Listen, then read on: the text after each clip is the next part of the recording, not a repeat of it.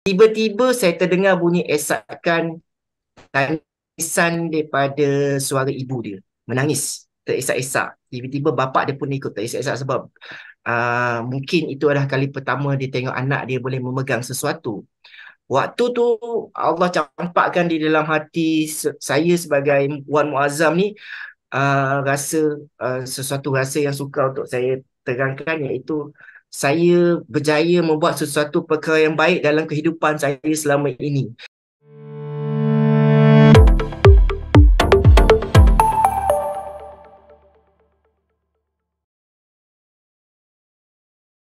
Assalamualaikum dan salam sejahtera dan selamat kembali ke podcast Cerita Cikgu yang mana kita akan sama-sama mendengar cerita di sebalik kisah-kisah cikgu-cikgu ikon, cikgu-cikgu yang diiktiraf bukan hanya di peringkat kebangsaan dan juga di peringkat antarabangsa. Banyak kisah cikgu-cikgu ni selama ni kita tak dapat dengar. Jadi dengan platform ini sama-samalah kita dengar. Bersama saya Daniel Farouk dan juga Cikgu Firhan. kami berdua lah akan bersama-sama kita mengetahuilah cikgu. Cikgu Fihan, untuk hari ini, siapa sebenarnya cikgu yang akan kita jemput untuk sesi ini? Hari ini kita akan bersama dengan Cikgu Muazzam yang sememangnya tidak asing dalam dunia pendidikan, dan tadi sempatlah berborak-borak sekejap dan beliau sangat merendah diri. Saya saya saya ter apa? Saya ter uh, Sepatutnya orang hebat kita kena ketengahkan lah. Jadi kita bertuah pada malam ni ada Cikgu Wan Muazzam bersama kita. Jadi harap-harap ada cerita yang dapat diambil iktibar dan dikongsi daripada Cikgu Wan Muazzam malam ni. Tak sabar nak dengar cerita Cikgu Wan Muazzam malam ni. Okay, stay tune.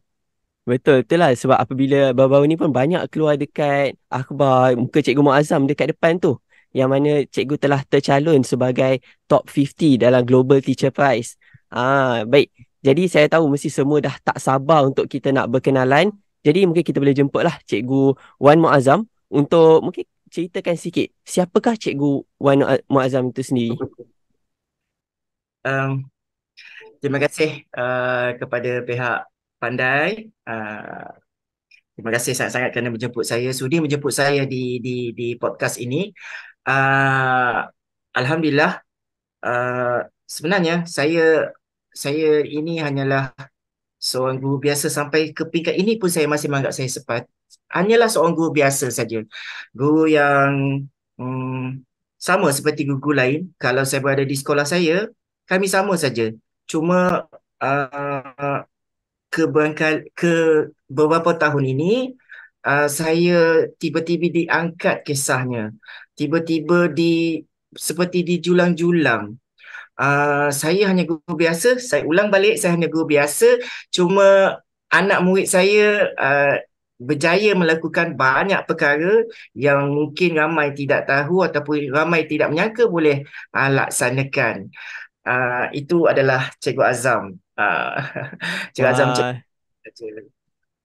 Wah, baik, sebelum kita masuklah kepada nak tahu kisah waktu cikgu dah mengajar, mungkin kita nak tahu lebih sedikit siapa Cikgu Muazzam waktu sekolah rendah, sekolah menengah, membesarlah. Okey, saya berasal daripada Sarawak sebenarnya, Miri Sarawak, orang Sarawak, tak jauh daripada Cikgu Firhan sebenarnya. Dan saya dilahirkan di Miri Sarawak di sebelah pulau. Pulau yang kecil, di belakang rumah saya ada sungai, di depan saya ada laut. Dan di situ ada sebuah sekolah rendah yang agak ke dalam sikit lah. Dia tak jauh daripada bandar sebenarnya, dia seberang daripada bandar Miri yang besar tu. Namun sebagai anak murid, keluarga cikgu-cikgu di sekeliling tu adalah cikgu-cikgu tu adalah makcik-pakcik saya. Jadi saya sentiasa didampingi oleh cikgu. mak ayah saya, bapa saya seorang nelayan, mak saya tidak bekerja, rumah sepenuh masa. Cuma cikgu-cikgu di sekolah rendah saya itu adalah makcik dan pakcik saya. Ramai mereka kat situ. Ya. Jadi daripada kecil saya sentiasa pergi ke sekolah. Saya dah membaca buku di peringkat saya berumur 4 tahun, kalau tak silap saya dah pandai membaca buku, dan berada di rumah-rumah pakcik dan makcik saya tu sentiasa membaca buku. Saya dipaksa asalnya kan. Memang kena paksa baca buku. So saya dipenuhi dengan banyak input dan keinginan ingin tahu. Jadi di sekolah rendah saya buat apa semua yang dipaksa buat, dalam bidang sukan, dalam bidang akademik dan semuanya, sebab saya keluarga cikgu, uh, anak buah cikgu. Jadi semua benda saya kena ikut. Jadi cakap je lah, perdebatan, hafazan, uh, uh, membaca Al-Quran, azan, hoki, bola, everything. Semua saya buat. Semua Jadi pertandingan lah masuk. Semua sapu cikgu. Semua sapu. saya tahu. Menang je. Itu sedikit daripada sekolah rendah. Bila sekolah menengah, saya masuk ke sekolah asrama penuh, sekolah menengah sains. Sekolah asrama penuh tu sangat-sangat mencukir bakat saya. Saya kena fight dengan banyak manusia, ya, banyak manusia yang lebih hebat. Tapi alhamdulillah saya dipertengahkan dalam banyak bidang, bidang-bidang perdebatan, cara bercakap, tetap juga dalam bidang sukan. Kemudiannya bila form 4, form 5 saya tak berjaya untuk kekal di sekolah asrama penuh sebab saya dapat 6A. 6A tak cukup lagi untuk kekal di sekolah asrama. Tapi saya pun, bapa ayah kata tak apa, kita pergi sekolah biasa. Saya di sekolah Saint Joseph, sekolah harian. Kat situ saya kembali kepada manusia yang semua saya buat. Semua perkara saya buat sebab dia fight dia tak banyak, tapi saya boleh laksanakan apa saja saya nak. Dan kemudiannya saya menyambung pelajaran ke peringkat universiti lah. Alhamdulillah. Yang dekat form 4, form 5 tu, makcik-pakcik jadi cikgu juga ke kat sekolah tu? Ke tak? Tak ada. Tak ada, Oh, tak tak ada ada. dah. Sekolah rendah Sukan, saja. sukan cikgu di sekolah menengah apa cikgu? Saya daripada kecil saya memang terlibat dengan hoki. Saya pernah sampai ke Sukma, alhamdulillah. Tapi simpanan je. Tapi taklah hebat manalah.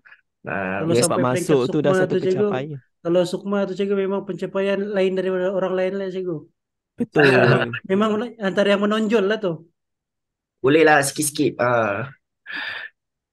Okay, okay. So selepas tu memang cikgu terus dalam hoki ke, atau dah semakin tak masuk hoki sangat dah selepas habis belajar?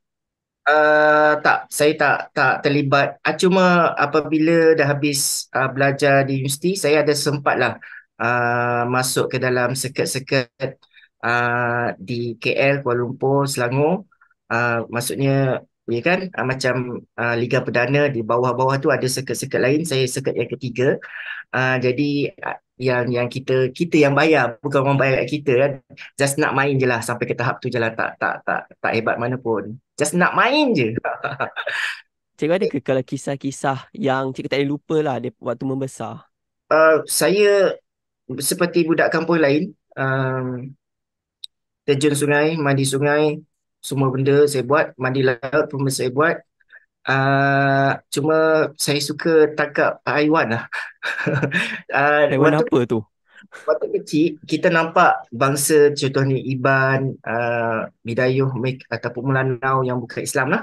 Mereka pergi menangkap biawak, labi-labi ya, di kawak tu. Saya tengok, kenapa mereka tangkap ya? Kita tangkap ikan ataupun udang, memancing udang ataupun ikan kan. Lepas tu saya tengok, saya tanya, mereka jual dan mereka boleh dapatkan duit. Jadi sejak tu saya cuba untuk menangkap. Betul ni, kisah yang benar. Saya tangkap lebih-labi dan saya sembunyikan pada ayah saya pergi ke pasar, saya naik perahu pergi seberang, saya jual dekat pasar Cina, dan Cina tu, lebih-lebih besarnya. Dia terbalik kan, dia potong, dia tengok, dia bagi saya RM70. Waktu tu RM70 pada tahun 80-an sangat-sangat besar. Saya boleh beli kasut sebut apa-apa. Lepas tu dalam beberapa ekor, lepas tu saya kantoi lain dengan ayah. Saya tak tahu benda tu haram, dan saya tak buat dah lah. Tapi saya memang pakar menangkap biawak dan labi-labi.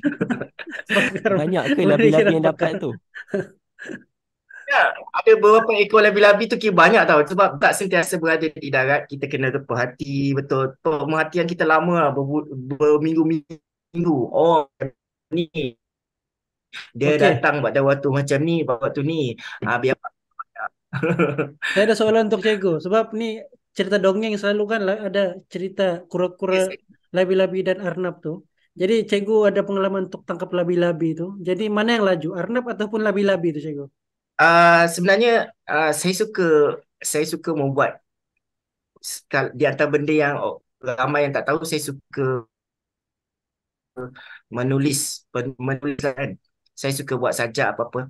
Kalau ada cerita kura-kura dan anak tu kan ada versi Ha. 1, versi 2. Saya dah daripada kecil saya dah buat 10 versi. Tetap kura-kura menang dengan pelbagai cara. Jadi pada pandangan saya kita tetap kura-kura menang. Saya dah buat dekat Tapi ciptaan ataupun orang kata ciptaan saya sendirilah. Kisah lah perlumbaan yang kedua, perlumbaan yang ketiga dan keempat, saya tetap memenangkan kura-kura. Pada pandangan saya, kura-kura tetap menang. Mungkin kita nak tahu juga mengenai macam mana cikgu boleh terinspirasi untuk menjadi cikgu. Ada siapa-siapa ke yang memberi motivasi untuk cikgu menjadi cikgu? Honestly, cikgu bukan pilihan sebagai kejayaan sebab kita tengok oh, mak dan pakcik saya tu bukannya tak best lah jadi cikgu ni. Dan saya dah hidup di sekolah daripada umur 4 tahun, 5 tahun, 6 tahun duduk kat sekolah main hoki, main itu, baca buku, everything like that. Makcik, pakcik saya kalau dia posting jauh, dia bawa saya pergi ke kawasan pedalaman. So, saya tak nak jadi cikgu. Even after my SPM, my makcik pakcik ni, makcik saya nak jadikan saya cikgu, pakcik saya yang cikgu ni tak nak saya jadi cikgu. So mereka isikan, makcik isikan cikgu, pakcik isikan belajar di universiti lah. Dua-dua mereka isikan, saya just waiting for the keputusan. Yang masalahnya cikgu dapat dulu. Saya ingat lagi di IPG, Maktab Perguruan Sungai Rejang, dalam bidang pendidikan jasmani dan matematik. Saya dah pergi interview, saya dah pergi ujian dia dan saya lulus. Dan saya dah ditetapkan untuk pergi bila-bila-bila. Dan ayah saya dah buat kenduri pada minggu hadapan. Buat kenduri dan akan pergilah kan. Saya dah menangis-nangis tak nak dijadikan cerita, menangis, memang menangis, pujuk sana pujuk sini, tak bagi, tak jalan juga. Kemudiannya tu dapat dalam beberapa hari lagi nak kenduri doa selamat tu, dapat surat diploma sains perhutanan. Saya dapat diploma. Jadi kalau di Sarawak siapa dapat kerja perhutanan tu kira baguslah sebab hutan kaya, everything like that kan. So bapak pun minta pakcik pujuk ni. Malam kenduri tu pun menangis lagi sebab bapak kata pergi jadi cikgu. Saya tak nak. Rupanya esoknya dia kata okey, jadilah apa yang kau nak jadi. Dan saya sambung belajar di Universiti Putra Malaysia dalam bidang diploma perhutanan. Tolak tawan jadi cikgu. Itu tolakan yang pertama. Ada tolakan yang kedua dan ketiga lagi sebenarnya. Honestly, selepas mengambil bidang diploma perhutanan, saya sambung pula 2 tahun. Selepas 2 tahun, degree dalam bidang perhutanan, sains perhutanan, dalam bidang major dalam bidang rekreasi luar, recreation, naik gunung, apa, Outdoor lah memang. everything outdoor lah kan. And then dah habis tu saya sambung dalam bidang sarjana. Dan waktu tu makcik kau lagi tak dapat jadi pegawai perhutanan kan. Tak dapat misi lagi kan. Isi saya lepas interview, saya lepas ujian interview dapat lagi dan saya tolak sebab saya kata saya nak habiskan belajar. Saya tolak secara baik lah. Tolakan pertama secara baik, tolakan kedua pun secara baik. Kemudiannya saya bekerja dalam bidang IT, hutanan tapi bekerja dalam bidang IT dekat Cyberjaya selama 4 tahun. Ini betul, kisah betul. Memang saya main langgar kan. And then tiba-tiba saya rasa saya terdetik nak jadi cikgu. Saya cuba nak memohon sekali lagi. Tapi malu lah. Malu kat makcik dan pakcik untuk meminta tolong. Jadi saya buat tak tahu je. Jadi apabila ada sebuah kisah Allah telah tetapkan kepada saya, mau tak mau jangan tak jadi cikgu. Okey, jadi saya mengambil job luar lah, maksudnya kerja-kerja fasilitator dalam bidang perhutanan, dalam bidang motivation or everything like that, bersama rakan-rakan yang buat program-program untuk sekolah-sekolah. Kerja kepakaran saya adalah modul perhutanan. Ya, jadi pada satu program tu saya dipanggil untuk jadi VC dan membuat modul. Saya kata modul banyak dah saya buat. Buat je mana, ikut je mana satu. Dia kata, Don, kawan saya tu kata jangan. Kamu tengok dulu dia punya demografi student ni. Saya tengok, waktu tu first time saya melihat, syndrome Down. Apa ni syndrome Down? Kita tak tahu waktu tu. Kita muda dalam 20-an, 23 macam tu. Saya tak tahu apa itu syndrome Down. 24, 25, saya tak ingat lah. Saya tengok, pelik ni, buka-buka hyperactive, cerebral palsy, everything, I don't know anything. And then waktu tu internet pun teruk, saya Google, ada manusia begini, macam mana saya nak buat? Perkataan yang saya jumpa adalah terapi air. Jadi di Sungai Congkak, di Hulu Langat, saya buat beberapa checkpoint, bermain dengan air apa-apa. Cuma waktu tu saya bijak sikit, fasilitatornya bukan saya saja tetapi mak ayah kepada budak tersebut ataupun cikgu. Jadi saya menjaga satu checkpoint air dia tak tinggi daripada lutut. Mereka kena masuk dalam air, mereka kena kutip beberapa jenis-jenis batu yang berpelbagai bentuk dan masukkan dalam botol. Waktu tu kita rasa kita pandai kan. Nak jadikan cerita, Allah tunjuk kepada saya ada satu pasangan suami isteri membawa seorang anak cerebral palsy. Tahu kan cerebral palsy macam mana kan? Yang tangan macam itulah apa kan. Budak tu Macam mana cik? Cuba kalau terangkan sikit ke untuk yang mendengar ni, mungkin ada yang tak tahu. Cerebral palsy. Dia ada masalah kepada cerebral dia, masalah saraf lah. Jadi kalau kita secara umumnya tangan dia tak betul, mukanya seret, cakap tak betul, ataupun dia memang ada efek-efek pada saraf dia, mungkin dia lembam or everything like that. Budak yang saya jumpa tu dia mild, cuma tangan dia tak boleh bergerak dengan betul lah, dikeras macam tu. Jadi saya tengok mak ayah tu sedang cuba bagi anak dia kumpulkan, cuma bapak dia tukar ambil. Saya tak berapa sedar hati, saya datangkan diri kepada mereka untuk membantu. Jadi dengan kita fasilitator kan, kita membantulah. Ini senang ni kan, senang je nak bantu ni, saya cakapkan mak dengan bapak dia. Jadi saya pegang tangan budak, alamak keras lah ni, nak masukkan dalam air tu pun tak berjaya. Saya geram sangat, saya tolak masuk ke dalam air. Nak jadikan cerita, bila masuk dalam air tu, ini bukan kuasa saya, ini adalah Allah punya kerja. Allah lembutkan sedikit tangan dia di dalam air, yang keras tu lembut di dalam air dan boleh memegang. Saya masukkan tangan sebiji batu, budak tu boleh menggenggam dengan baik, dan bila berada beratas memang keraslah tangan dia tu balik dan boleh masukkan dalam botol tu. Pada waktu tu saya rasa banggalah sebagai fasilitator, saya boleh membantu budak tu. Padahal kalau saya sebagai cikgu sekarang, saya rasa salah cara saya tu kan.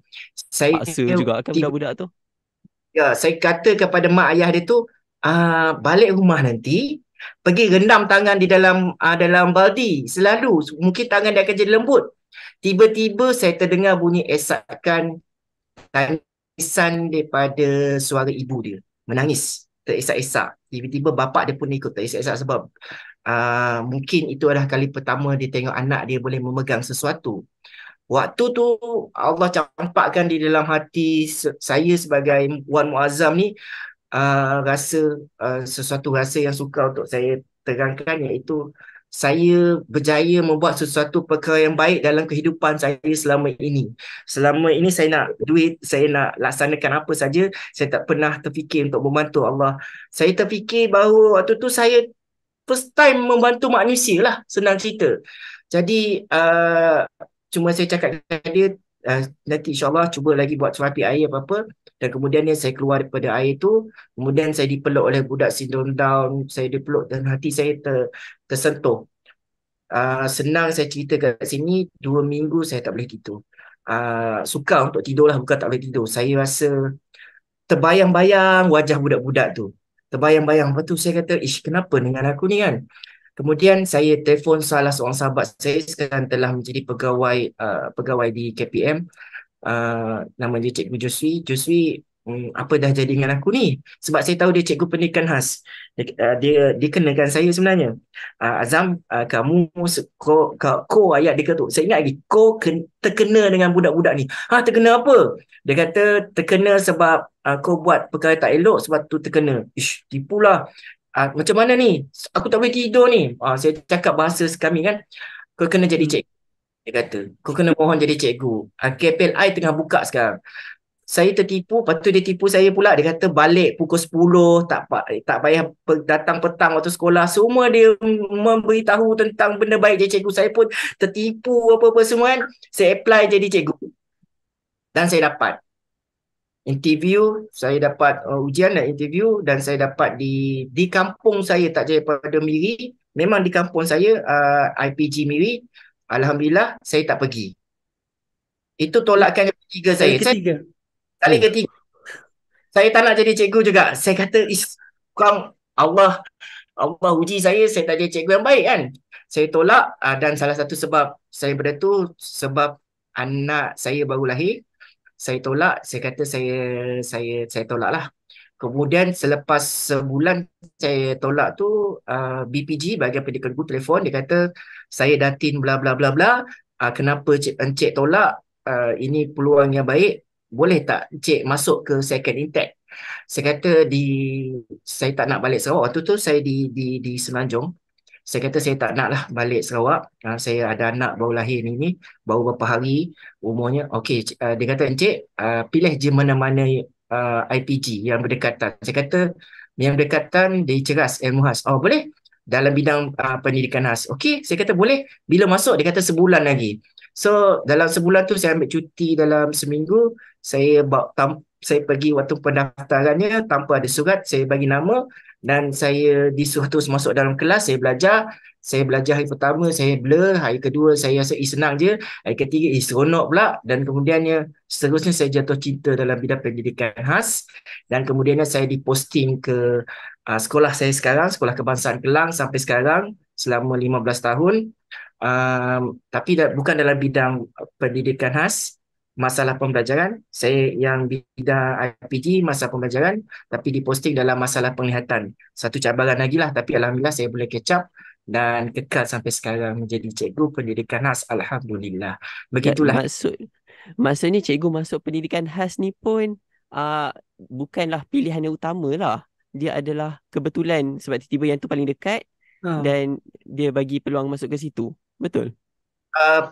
Waktu permohonan yang ketiga tu, selepas saya dimain-mainkan oleh sahabat saya tu, dia kata, cuba pilih pendidikan khas. Sebab boleh balik awal, mudah, tak susah, tak seperti itu. Dan itu memang pilihan saya. Alhamdulillah, cuma lah tidak seperti yang saya sangka lah kan. Tapi sekarang yang penting cikgu gembira lah di dalam bidang cikgu. Ya, for sure. Allah dah tetapkan, walaupun kita tolak bagaimanapun, saya menjadi seorang cikgu juga. Dan seperti yang tuan-tuan semua tahu, Cikgu Azam beginilah. Cuma saya masih kekal menyatakan saya cikgu biasa saja. Tak hebat mana pun. Allah. Tapi kisah cikgu luar biasa. 3 kali tolak tapi tetap kena sumpah jadi cikgu juga kan? Ya, tersumpah dah jadi cikgu. Saya dah banyak kali diminta jadi pegawai apa everything.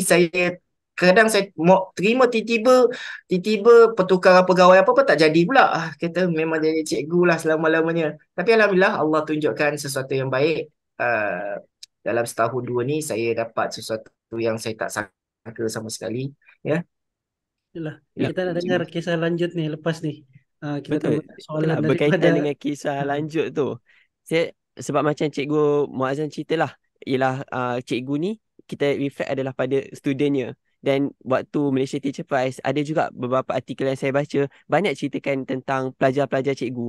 Mungkin cikgu boleh ceritakan tentang pencapaian-pencapaian pelajar-pelajar cikgu yang Ada yang pernah naik Gunung Kinabalu Yap, betul. Itu adalah tahun kedua saya. Tahun pertama adalah tahun pertama saya masih cuba mengenal. Waktu tu saya belajar Braille daripada anak murid saya sendiri dan rakan-rakan, tapi banyak anak murid buta saya yang mengajar saya Braille tu. Cuma saya terjemahkan everything like that. Tahun pertama adalah tahun saya cuba mengenali, dan saya cuba untuk mengetahui apa kelebihan dan kelemahan anak murid saya lah. Pada tahun kedua, alhamdulillah, saya dan beberapa rakan-rakan guru, itu kejayaan yang saya tak akan boleh lupa sampai bila-bila, iaitu bidang saya kan naik gunung. Saya beritahu mereka hujung minggu ni cikgu naik gunung, bulan depan pun cikgu naik gunung. Jadi saya berjaya menghantui pemikiran orang-orang buta ni, anak murid buta saya, gunung tu best. Satu benda yang berbeza antara saya dengan mana-mana cikgu adalah saya sedari bahawa anak murid saya ni orang buta terutama sekali, mereka tidak mempunyai impian sama sekali. They don't have any dream or goals dalam kehidupan mereka. Kalau orang yang nampak, murid kita yang nampak, dia tengok TV, oh saya ingin jadi ni. Murid buta, orang OKU penglihatan, dia tak ada benda tu kecuali dia dengar, tapi jarang mereka dengar. Jadi saya sentiasa mencocok-cocok mereka supaya ada impian. Tak kisahlah impian apa pun. Oleh kerana saya selalu cerita tentang pengalaman hujung minggu saya, everything like that. Dan salah seorang anak murid saya tu kata, cikgu ni saya suruh saya berimpian ya. Saya nak naik Gunung Kinabalu. Allah, aku katakan. Jadi bila kita meminta anak murid kita berkeinginan untuk ada impian, bila mereka nyatakan impian, saya perlu memenuhi impian mereka tu. Naik gunung untuk orang buta saya tak pernah cuba. Jadi dalam tahun yang kedua, hujung tahun yang pertama sehingga pertengahan tahun, saya membawa anak murid saya naik bukit, naik gunung yang tak tinggi sampai ke Kemen Highland, Gunung Berembun. Saya cuba mereka tidur di atas puncak. Waktu tu permulaan saya cuba untuk membuatkan aktiviti luar bersama mereka lah. Kemudiannya daripada 12 anak murid saya waktu tu, saya buat pemilihan. Saya kata saya hanya bawa 4 murid. 4 murid saya kata bawa sampai ke sana, ke Sabah, ke tempat Fihan lah. Jadi saya buang sikit demi sikit yang tak layak, yang tak memberi komitmen, sampai tinggal bulan yang terakhir pun tinggal 6 orang. Last saya buang 2. Hari seminggu nak pergi tu saya buang seorang. Saya kata kamu tak layak, tinggal 3 orang. Tapi saya bawa lah 4 orang sampai ke Sabah. Yang keempat tu tinggal kat bawah lah, ke kaki gunung. Kemudian itu adalah satu pengalaman yang saya tak akan lupakan sampai sekarang. Kalau dibagi 1 juta, saya akan fikir banyak kali untuk naik bawa orang buta sekali lagi. Saya tak nak sebab kerjanya sangat penat dan sangat-sangat mencabar. Cuma kalau saya kena suruh buat sekali lagi, saya akan pastikan satu budak tu diwakili oleh dalam 6 orang guider. InsyaAllah saya boleh buat. Kalau saya seorang-seorang macam dulu, saya tak mau dah. Tapi sesuatu yang sangat unik mencabar kewibawaan saya dan rakan-rakan. Dan waktu tu bukan cikgu pendidikan khas saja yang terlibat, cikgu-cikgu daripada Perdana, rakan-rakan cikgu di luar juga, daripada sekolah-sekolah luar juga membantu. Dia bukan pencapaian saya seorang, dan rakan-rakan lain sangat-sangat membantu sampai ke puncak. Dapat 2 saja sebenarnya naik, yang seorang lagi sampai ke bahagian latar. 2 sampai ke puncak sebab mereka berumur 11, 10 dan 12. Jadi mereka bukanlah murid yang biasa melakukan aktiviti luar, dan tak berapa. Belum sekolah menengah apa lagi tu. Ya, betul. Sekolah rendah. Satu pencapaian yang luar biasa juga tu untuk murid tu. Ya, betul, nak cari sekolah rendah yang dapat naik ke atas tu memang tak ramai. Actually cikgu saya pun di sini tinggal, saya belum pernah naik lagi tau cikgu. Saya agak impress lah juga dengan murid-murid cikgu. Itulah perkara yang saya rasa sukalah untuk capai. Kalau kita tak ada kecekalan hati, ada masanya saya rasa tak naklah pergi kan, saya tak nak pergi. Perjalanan tu sangat-sangat mencabar, penuh dengan ni, tak ada peruntukan, kebanyakan duit cikgu kita cari, kita buat jualan, everything ada, dan juga daripada mak ayah lah. Jadi ibu bapa banyak terlibat lah cikgu masa tu. Ya, sangat banyak. Mereka memberi kepercayaan sepenuhnya. Dia sangat mudah kalau kita melakukan aktiviti sebegini sekiranya mak ayah memberi sepenuh kepercayaan kepada cikgu. Kita akan boleh mencapai tahap-tahap yang sangat-sangat tak Luar biasa tu. terpikirkan. Ya, itu Yang tu sesuatu yang saya tak boleh lupakan lah. Tapi best lah dengar pengalaman cikgu. Saya pun belum naik level. Uh, InsyaAllah lah.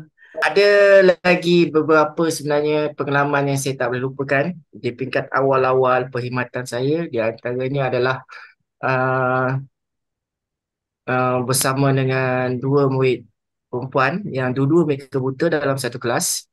Pada satu sesi pengajaran tu, saya membuat sikit aktiviti. Kelas saya kecil je, dia tak besar. Sebab ada dua murid saja dalam satu kelas tahun 2 ke tahun 3 waktu tu. Tahun 2 tak silap saya. Jadi nak jadi cerita, permainan yang saya buat di dalam kelas tu sangat-sangat ekstrim lah untuk budak-budak buta kan. Jadi mereka banyak bergerak. Tanpa saya kata cikgu pergi ke ambil air dulu. Mereka sedang memain aktiviti tu dan bila saya balik, saya tengok dua-dua sedang merangkak mencari sesuatu. Saya tengok, ish, apa kejadahnya lah budak-budak ni kan. Dah mencari ni, saya tanya kenapa? Tiba-tiba waktu sebut, baru habis sebut kenapa saya terpijak sesuatu tau. Saya rasa bulat-bulat ni macam guli kan. Tapi saya tak peduli, saya takut. Saya tanya kenapa, cari apa? Biji mata si ni. Alamak. Wah, maksudnya biji mata palsu. Alah, saya terpijak lah pula kan. Saya angkat kaki dan saya nampak memang biji mata palsu salah seorang anak murid saya terkeluar sebab mereka bermain dengan ganas kan. Sangat ni lah, aktif sangat. Saya ambil, saya pegang, tangan saya bergegar. Itu first time kita memegang sebiji mata palsu yang baru keluar daripada biji mata, daripada kelopak mata ni kan. Saya tengok, saya kata dekat anak murid saya ni, kakak, macam mana ni? Kita tanya macam mana ni? Waktu tu tahun kedua ataupun tahun ketiga saya tengah mengajar. Saya, macam mana ni? Apa cikgu kena buat ni? Cikgu kena masukkan lah balik. Lepas tu bila saya fikir balik, tak kena cuci kan? Saya tanya kena cuci ya. Jadi saya kena cuci apa-apa. Tangan masih bergegar, nak membuka mata dan nak menenyih masuk ke dalam lubang tu adalah sesuatu yang saya tak boleh lupa sampai sekarang. Dan waktu tu baru saya tahu orang kata mata batu lah apa tu. Alah batu pun rupanya dia just ke lembik-lembik sikit dan saya masukkan dengan baik dan barulah nampak biji mata tu boleh bergerak sikit. Itu pengajaran yang tu pengalaman yang tak boleh saya lupakan lah. Cukuplah, banyak lagi kita bagi sikit-sikit je lah. itulah first time juga saya tahu boleh Ha. ada apa? Biji mata tu memang dia panggil apa? Tapi mata batu terkeluar, tapi dia taklah keras seperti batu, dia lembik-lembik juga. Muja saya tak pijak dengan pecah ke apa ke kan. Itu pengalaman yang saya tak lupakan. Dan semenjak tu budak tu saya tak bagi sangat bergerak. Saya tak nak masukkan skill lagi. Agak mencabar juga cikgu. Dengan cerita cikgu tu. Betul. Hmm. Pengalaman yang kita selalu tak akan dengar lah daripada Memang kita tak dengar di mana-mana lah, betul. kalau pendidikan khas pun kita ada banyak jenis pendidikan khas dan ni adalah untuk penglihatan kan. Okay, jadi mungkin yang saya tertanya lagi lah, macam mana cikgu masih lagi cekal atau selagi kekal dalam pendidikan khas dengan keadaan pelajar-pelajarnya yang berbeza? Saya masih kekal dalam bidang ni apabila saya puas uh, banyak impian anak murid saya telah bantu mereka untuk capai. Dan saya ingin melihat impian-impian itu terus tercapai. Banyak impian tu tidak akan tercapai pada waktu sekarang. Pada mereka bila dah besar. Saya menantikan saat-saat itu. Memang dah ada yang tercapai, dah menjadi wakil negara dalam bidang sukan, dah masuk universiti ke luar negara di US, UK pun ada anak-anak saya, ada yang dah jadi apa kita panggil peguam, dah ada yang bekerja, dah ada yang jadi itu pencapaian tersebut saya ingin dengar selagi saya menjadi cikgu. bukanlah itu adalah satu usaha saya seorang, mungkin daripada sekolah menengah dan seterusnya kan, ataupun ibu bapa, tapi hasil-hasil itu saya ingin melihat. Kebanyakan anak murid saya, dia mereka akan call saya balik tau. Cikgu, saya dah masuk universiti. Saya masuk universiti, cikgu dah masuk. Dan kolej kediaman cikgu yang cikgu tinggal tu saya masuk. Saya satu, seronoknya. Ada juga anak murid saya kata, cikgu, saya berada di Kemboja sekarang untuk para ASEAN. Cikgu nak saya belikan apa? Last kali dia balik tak beli juga, dia lupa contohnya kan. Tetapi sesuatu perkara yang sangat-sangat ujikan saya sebagai seorang guru, itu salah satulah. Tapi kita kena berada dalam jangka masa perkhidmatan yang agak lama, barulah kita nampak. Kerja anak murid itulah mengekalkan saya kekal menjadi cikgu. Dan anak murid yang baru ni menjadi anak-anak murid baru saya ni, murid yang lama ni, jadikan contoh kepada mereka. Mereka pun ingin berjaya seperti kakak dan abang dia. Biarlah saya menjadi cikgu sampai bila-bila, insyaAllah. InsyaAllah Tu kita kena sumpah 3 doakan. kali tu jadi cikgu tu biar sampai habis lah cikgu. Betul, insyaAllah. Saya rasa sekarang ni ramai masih lagi tertanya-tanya lah kot tentang pengalaman cikgu yang baru-baru ini berkaitan dengan Global Teacher Prize. Mungkin kita nak tahu terlebih dahulu lah mengenai macam mana cikgu boleh tegar hati untuk nak mencalonkan diri dalam anugerah ni. Uh, kalau kalau untuk maklumat semualah, sebenarnya saya tak pernah memohon satu pun anugerah. Saya tak pernah terfikir untuk memenangi apa pun anugerah. Semua anugerah yang saya masukkan dalam CV saya tak mohon satu pun. Ya, kecuali Malaysia Teacher Prize saja saya mohon.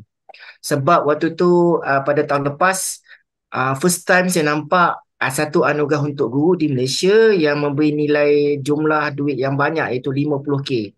Kata kalau saya dapat 50K ni, saya nak cipta alat saya ni dengan lebih baik dan saya nak bagi percuma kepada semua anak murid.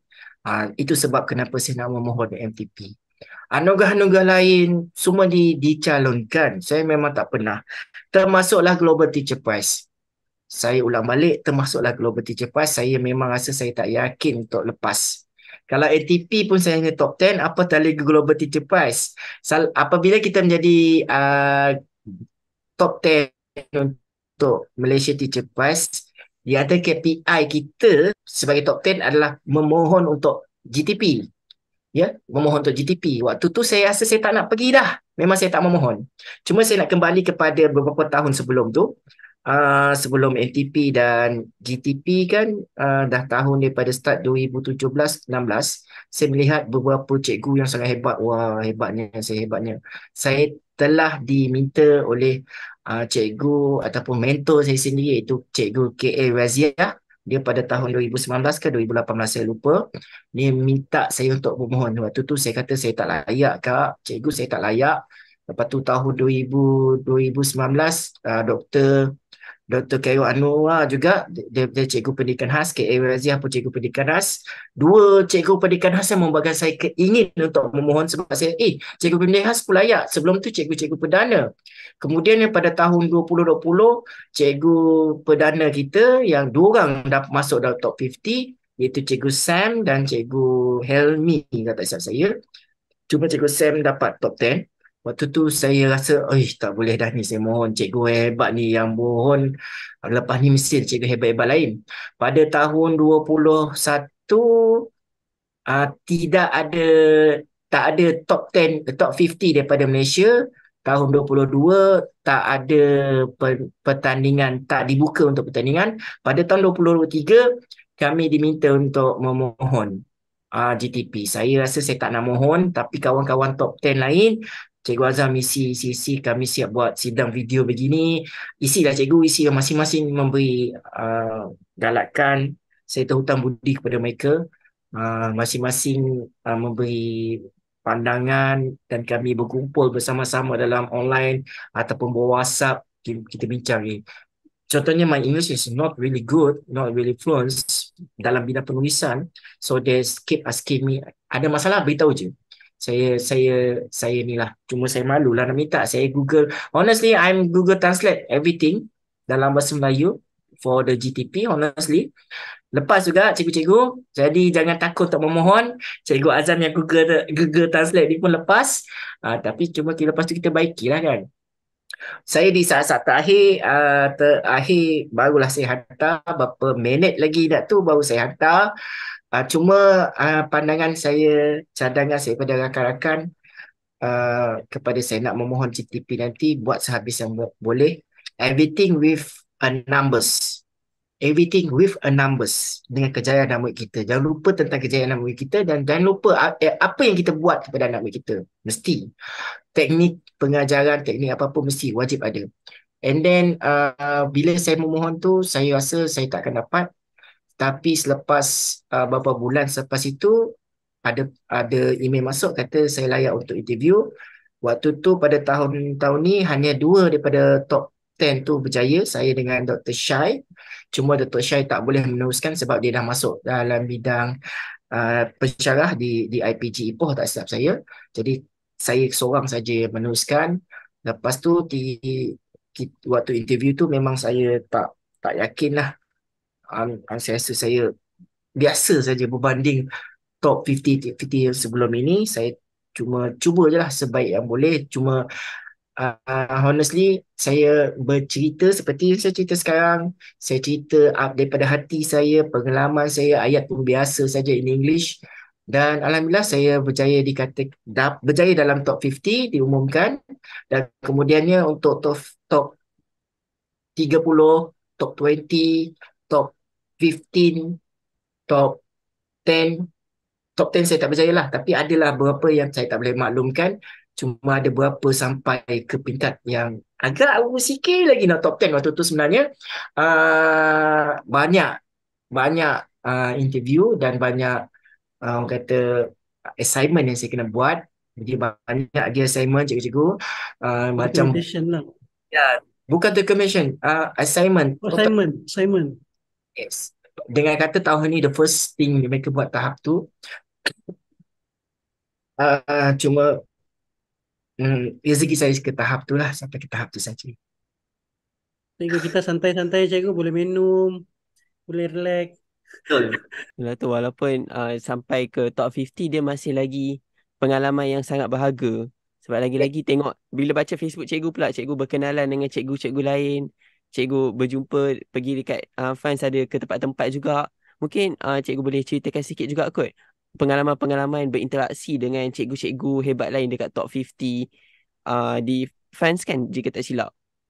Di France, di Paris. Cuma sebelum kami berjumpa beramai-ramai di UNESCO Paris, salah seorang daripada top 50 tu dia dah buat satu grup FB. Dia dapat cari kami dan kami dah berkumpul dalam awal-awal tu dalam 30 lebih orang lah berjaya dikumpulkan.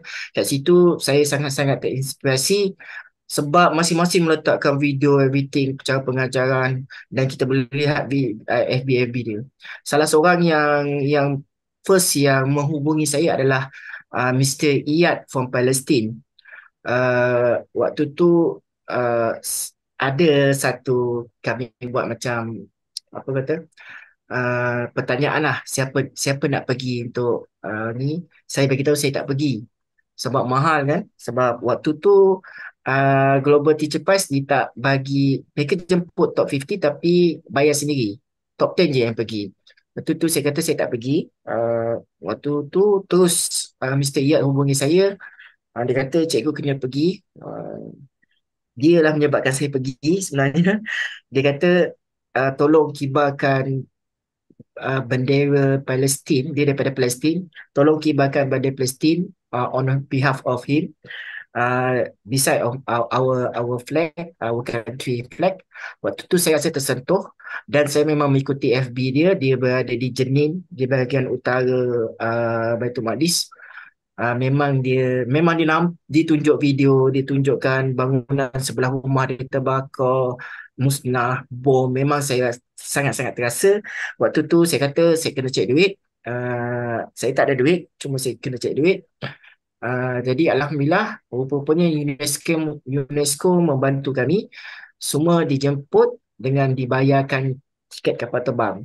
Jadi agak ringan sikit lah. Jadi kalau Malaysia ni gaji kita sebagai cikgu besar lah juga. Contohnya negara Indonesia contohnya. nilai mereka dalam RM700-800 je di Malaysia. Memang mereka tak mampu. Tapi bila UNESCO buat, apatah lagi negara-negara di Afrika, negara ketiga yang lain kan. Bila UNESCO tu memang kami ramai-ramai pergilah. Kemudiannya pengalaman saya di sana, saya berjumpa dengan yang tadi saya tak berlupa daripada top 50 daripada Turki, Cikgu Tuba. Cikgu Tuba ni sangat-sangat baik. Dia bersama dengan suami dan anak-anak dia. Dia kami satu hotel. Maksudnya mereka tak mereka tak belikan, mereka tak tambahkan hotel. Tapi hotel saya bersama dengan Tuba, kami online. Jadi kami berjumpa situ, kami banyak berbincang apa yang dia buat.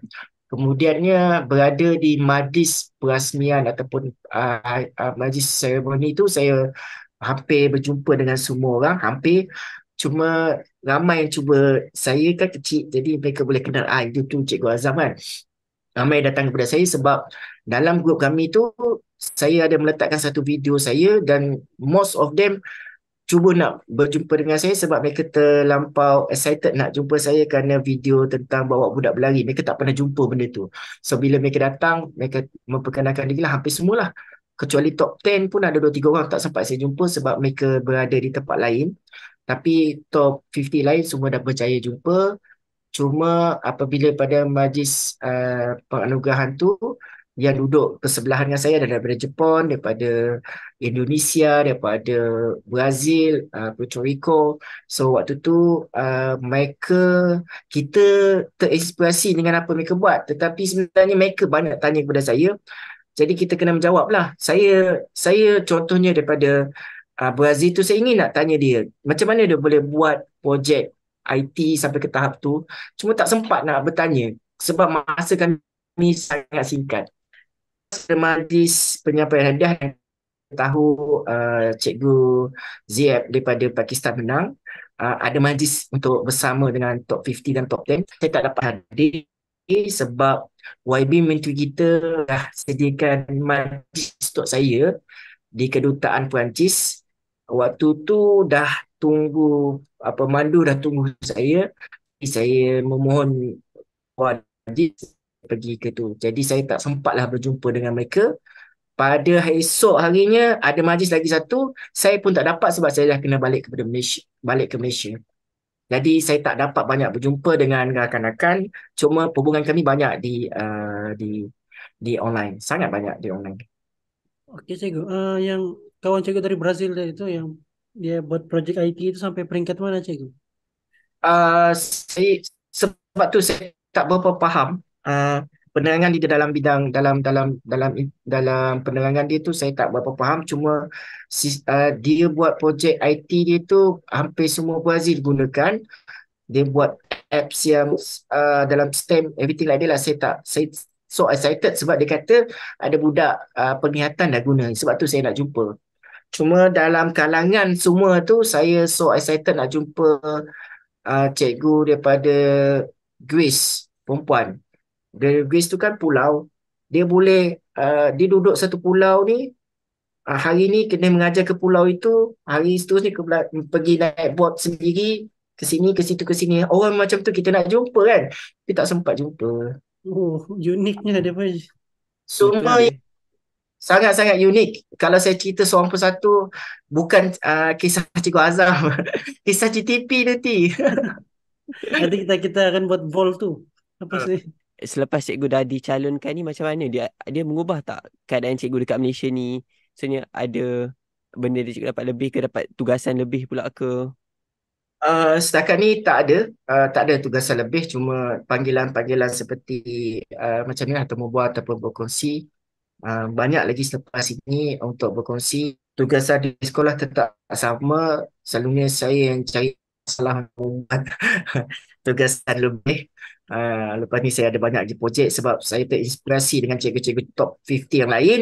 Saya tak beli, saya tak buat juga benda-benda pelik lagi. Nantikan. Cuma satu yang saya rasa saya akan pastikan, saya tak peduli by hook or by crook, I will do it. Saya nak pastikan budak buta saya buat inovasi, itu je.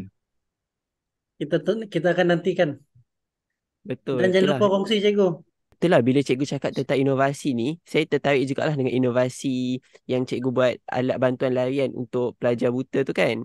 Yang untuk dia berlari maraton.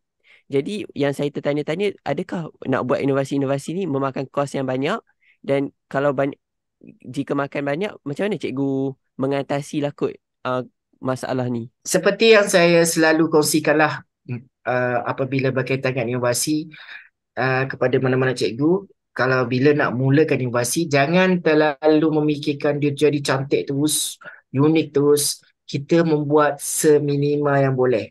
Barulah ia dinamakan sebagai working prototype. Uh, Working prototype tu penting. Jangan terlalu ni. Jadi minimalkan kos tu sangat penting. Asal saya punya inovasi ni, asal wajah pertama dia sebiji macam troli kuasa raya. Menggunakan pipe yang kecil dan saya ambil daripada belakang-belakang sekolah, belilah sikit dan saya pasang-pasang-pasang dan tunjukkan kepada kawan saya nak buat macam ni. Lepas tu kawan-kawan pun bagi idea dan saya bina jadi seperti yang sekarang, dan kemudian ni banyak versi lah yang saya rasa saya tak perlu tunjukkan lagi kepada mana-mana pihak.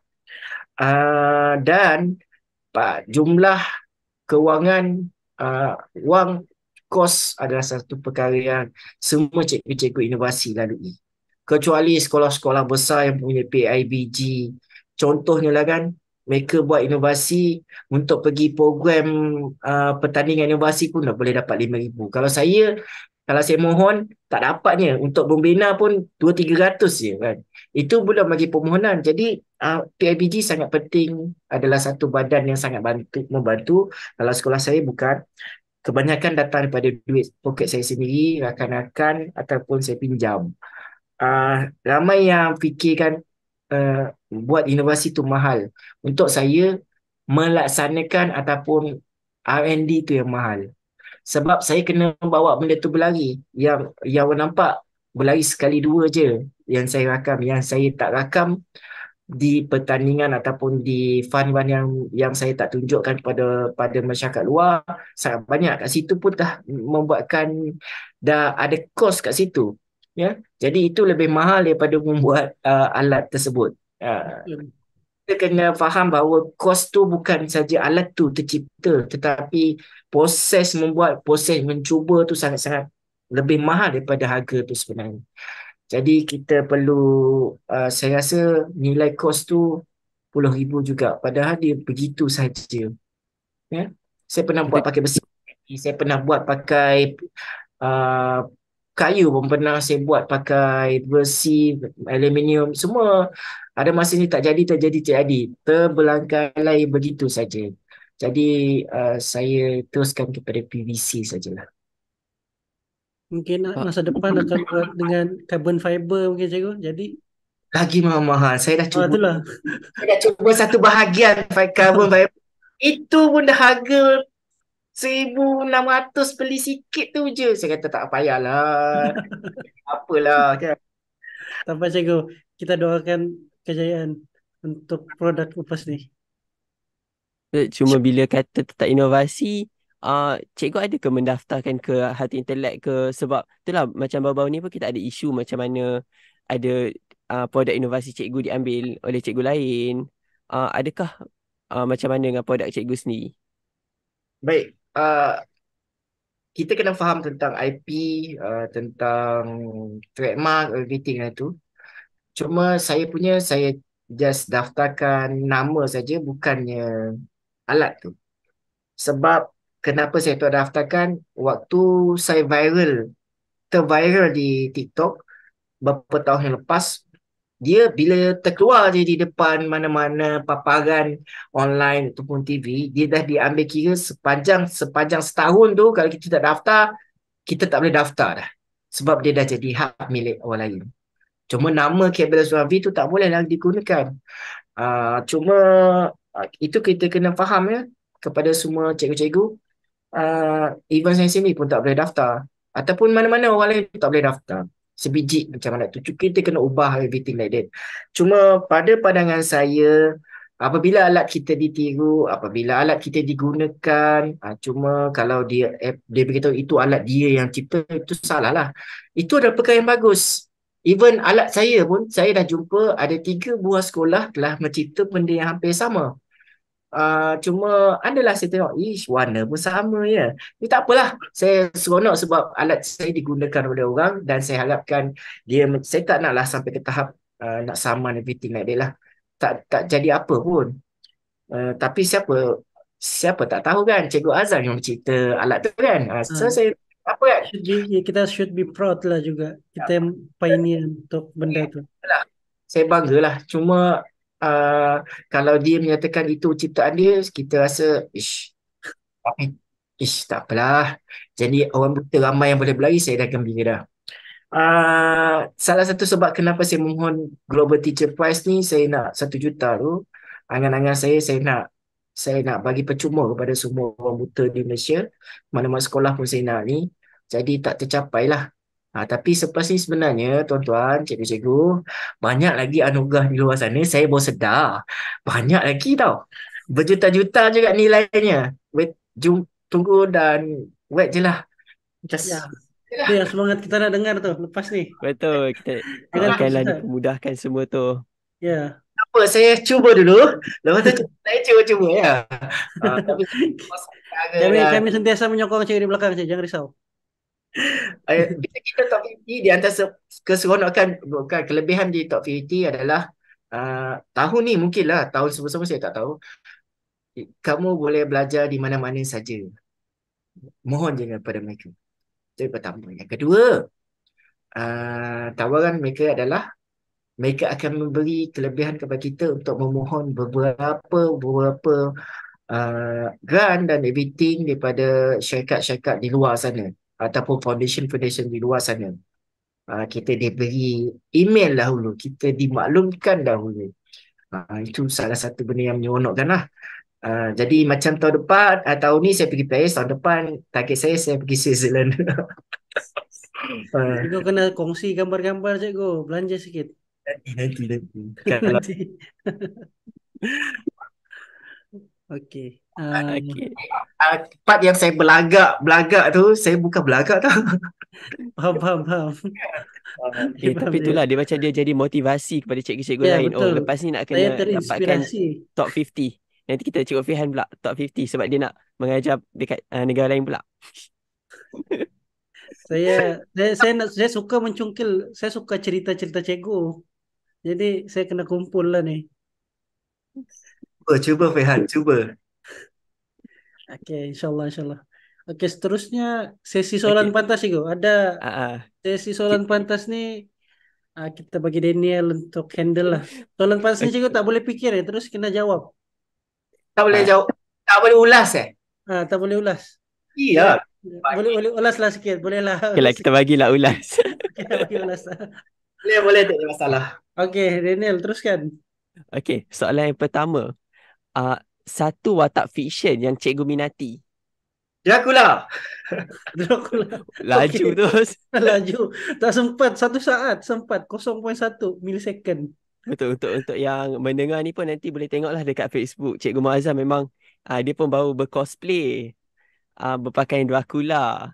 Nampak betul-betul dia minat tu. Soalan yang kedua, apakah satu subjek atau topik yang cikgu nak diajar tetapi masih tak ada lagi sekarang? Tak ada, tak mau ajar lebih. Tak nak ajar lebih dah. Dah cukup. Jujur, soalan jujur. Mungkin terlampau banyak kurikulum lah sekarang. Kena kurangkan untuk ke basic. Banyak subjek sangat dah. Kalau penglihatan ni, subjek perdana kita ajar juga, tambahan sikit subjek pendidikan khas. Suruh tambah lagi saya tak nak. Mungkin subjek harapan lah cikgu kan. Harapan, Memberi harapan. kalau nak pula saya nak sesuatu bukanlah subjek tapi di luar daripada kelas. Contohnya waktu petang aktiviti luar, itu saya nak. Itu saya setuju. Dalam kelas saya tak mau, cukup dah. Tak nak. Okey. Betul, nanti duduk dalam kelas dia budak daripada pagi sampai petang sebab banyak sangat subjek. Bertambah kurikulum subjek lagi. Okey, teruskan. Okey, soalan ketiga. Apakah satu kemahiran yang ada pada cikgu tapi ramai tak tahu? Menulis saja. Saya ada nama semaran. Dululah, sekarang dah kesuat khabar dah tak tak ada pertandingan, tak ada bulanan ataupun mingguan buat sajak. Dulu saya ada nama pena, saya tak nak beritahu, malu lah. Saya banyak dapat duit dulu kena mau buat sajak tau. Okey, okey. Bakat Oh, terpendam. Okey, okey. Soalan yang terakhir. Apakah satu lagu yang sentiasa dekat dengan cikgu?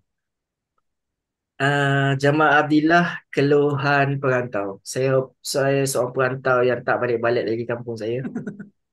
Sebab Yelah, berkhidmat. Sedih yelah, sangat. ni mungkin kita bagi peluang untuk menyanyikan jugalah kalau cikgu nak. Tak boleh, saya bukan Tak boleh. penyanyi terbaik. Okey, Uh, kita bagi.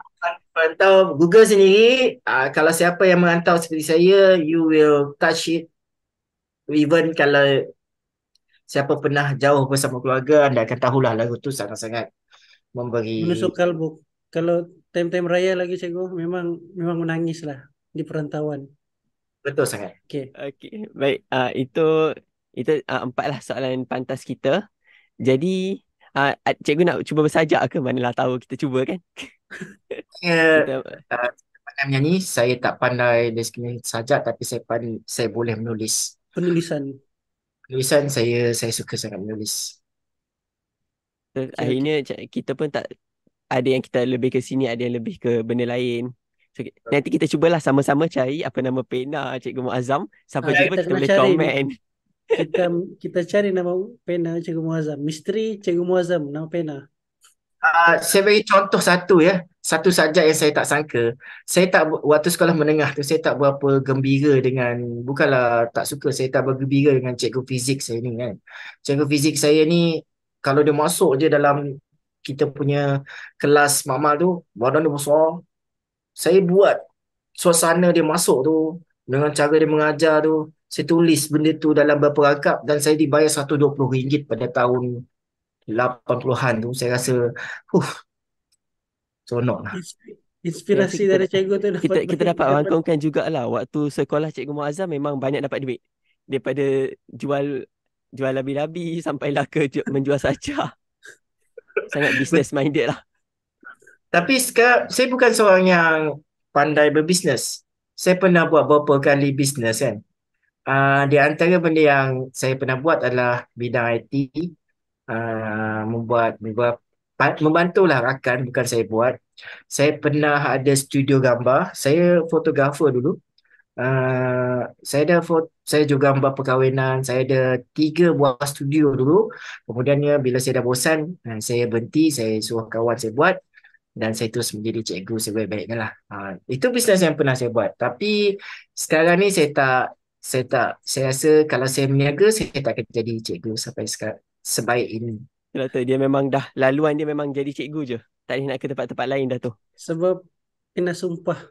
Saya pun ada cerita sumpah tapi kita kita kita hari ni sesi Cikgu Muazzam. Jadi cerita sumpahan saya tu kita simpan lah. Saya tahun di hujung tahun pertama saya sebagai seorang guru, ini kisah sedih saya. Uh, Selalunya saya melihat cikgu-cikgu baru dia lalui perkara yang hampir sama ataupun mana cikgu lah.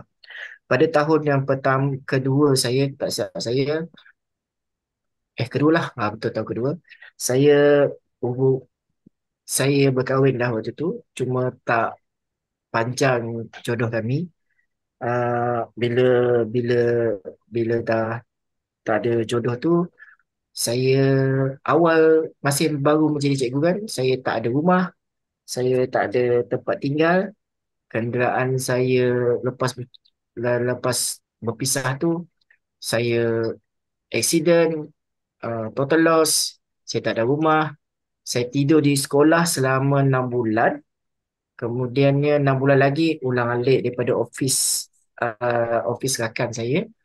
Jadi saya saya ini kisah yang benar, tak ada ramai yang tahu bahawa 6 bulan tu saya tidur di sekolah, pukul 5 pagi saya dah keluar dari sekolah, saya pergi masjid, saya pergi solat kat situ, mandi di masjid, pergi balik pagi kat sekolah, sarapan, orang nampak, oh Cikgu Azam sama seperti orang lain, 6 bulan. Jadi apa yang saya cuba kongsikan kepada rakan-rakan, hidup kita ni tidak seperti yang kita nampak, orang lain tak nampak apa yang pernah kita lalui. Kehidupan kita ni sentiasa sentiasa diuji perkara-perkara yang pelbagai yang tak best. Jadi jangan jangan bila kita diuji sebagai seorang guru dalam bidang kehidupan kita dan keluarga dengan keuangan, jangan jadikan itu sebab mengapa cikgu mengajar murid itu jadi satu perkara nombor dua. Pastikan perkara mengajar itu adalah perkara nombor satu. Ya, pastikan bahawa kehidupan kita selesa juga, tapi dia bukan nombor dua. Tetap mengajar nombor satu, kehidupan tetap nombor satu, tetapi mengajar itu bukan nombor dua. Faham tak tu? Hmm. Mengajar nombor satu, kehidupan bukan nombor dua. Kehidupan adalah nombor satu, mengajar juga bukanlah nombor dua. Jadi kena faham tu bahawa dia kena selari. Jangan jadi sebagai seorang yang mengalah dalam kehidupan dan meninggalkan dalam bidang pendidikan. InsyaAllah rezeki akan bertambah. Pesan kepada guru-guru yang baru masuk dalam sistem. Betul. Dan mudah-mudahan Jadi mungkin sebelum kita mengakhiri sesi ni, kalau cikgu, macam mana cikgu-cikgu nak reach out atau nak contact Cikgu Muazzam? Mungkin ada social media ke? Saya prefer di dua sosial media saya, yang lain tu tak. Saya berapa tak aktif sangat. Pertama, Facebook, Wan Muazzam, nama penuh, WANNUADZAM. Dan TikTok, Cikgu Azam. Type dia Cikgu Azam, insyaAllah akan nampak Cikgu Azam. Cuma saya taklah nak aktif sangat di TikTok. Saya tak nak sebenarnya menjadi seorang taklah nak jadi seorang influencer. Apabila kita menjadi influencer sebagai seorang cikgu, ada harga yang kita akan bayar. betul. Ada akan bayar. Jadi saya prefer saya just seminggu ataupun sekali-sekala letak video yang memberi pengajaran. Saya bukan hari-hari ataupun bukan setiap masa melihat FB ataupun TikTok. Itu saya tak berapa gemar lah sebenarnya dalam ini. Cuma Allah bagi juga kelebihan viral di TikTok. Orang kenal saya banyak di TikTok daripada FB. Bolehlah, kalau untuk cikgu-cikgu yang mana nak menghubungi Cikgu Muazzam, bolehlah di TikTok dan juga di Facebook. Baik, saya rasa kita dah sampai ke penghujung sesi pada hari ini. Jadi kepada para pendengar, terima kasih kerana sudi bersama kami. Terima kasih juga kepada Cikgu Wan Muazzam sebab sudi melapangkan masa, sudi bersama dalam podcast Cerita Cikgu ni. Dan untuk para pendengar, kita bolehlah untuk follow kami di Facebook, TikTok dan juga Instagram Pandai Teacher. Untuk sesi-sesi seterusnya, kita akan menjemput lagi banyak cikgu-cikgu yang boleh memberi inspirasi, yang mungkin selepas ni adalah cikgu dalam bidang-bidang yang lain juga. Okey, so itu saja. Terima kasih.